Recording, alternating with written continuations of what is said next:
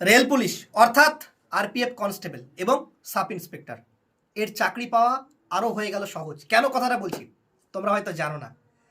Railway recruitment board তারা আর রেলের চাকরির পরীক্ষা নেবে না, আরপিএফ কনস্টেবল হোক বা সাব ইন্সপেক্টর। কেন আমি তোমাদের সহজ কথাটা ইউজ করলাম? কেন এই যে তোমাদের আরপিএফ কনস্টেবল এবং সাব ইন্সপেক্টরের যে পরীক্ষা, এটা তাহলে কে নেবে? এটা নেবে এসএসসি। কারণ তোমরা এসএসসিতে প্রিপারেশন করো, এসএসসি কনস্টেবল জিডি যেই বোর্ড তোমাদের নিয়োগ করে সেই বোর্ড করবে। তাহলে তোমাদের কি হবে?